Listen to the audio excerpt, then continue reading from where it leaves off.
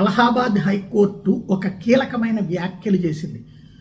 గుస్తాఖే నబీకి ఏకీ సజా సర్తన్ సే జుదా, ప్రవక్తను అవమానిస్తే శిరచ్ఛేదమే శిక్ష అనే నినాదాన్ని కేవలం ఒక నినాదంగా కాకుండా దేశ సార్వభౌమాధికారానికి మరియు చట్టబద్ధమైన పాలనకు వేసిన సవాలుగా పరిగణిస్తూ సంచలన తీర్పిచ్చింది.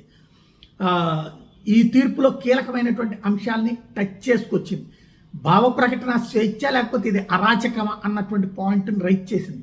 కోర్టులో నినాదం చేసిన రెహాన్ అనే వ్యక్తి బెయిల్ పిటిషన్ తిరస్కరించింది కోర్టు. న్యాయమూర్తులు ఈ సందర్భంగా కఠిన వ్యాఖ్యలు చేశారు. భావ ప్రకటన స్వేచ్ఛ కిందకి ఇది రాదు అని తేల్చి చెప్పారు.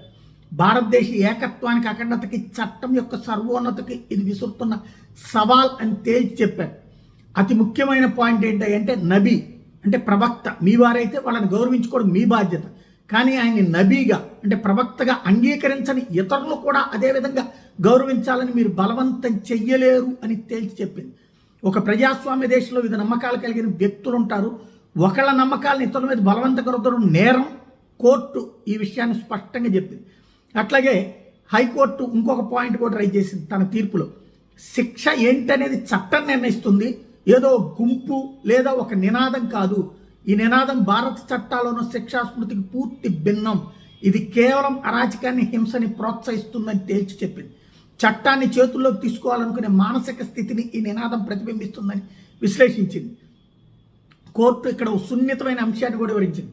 కేవలం ఈ నినాదం అనగానే దీని కారణంగానే జైలుకి పంపడం అన్నటువంటిది కాదు. ఈ నినాదంతో కూడిన క్రమశిక్షణ రాహిత్యం, హింస లేదా చట్టవిరుద్ధ కార్యకలాపాలు జరిగితే మాత్రం నిందితుల మీద కఠిన చర్యలు తప్పవని హెచ్చరించింది. అప్పుడు నిందితుడు కేవలం జైలుకు వెళ్ళడమే కాకుండా బెయిల్ పొందడం కూడా సాధ్యమవుతుందండి.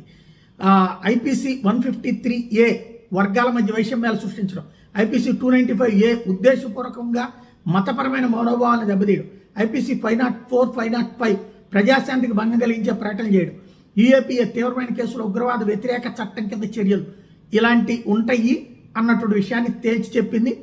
ఓవరాల్గా నా దేవుణ్ణి నువ్వు నమ్మకపోతే నువ్వు అజ్ఞానివి, లేకపోతే నువ్వు అంగీకరించకపోతే ప్రాణాలు తీస్తాననే నినాదాలు ఇండియాలో చెల్లవని తేల్చి చెప్పింది.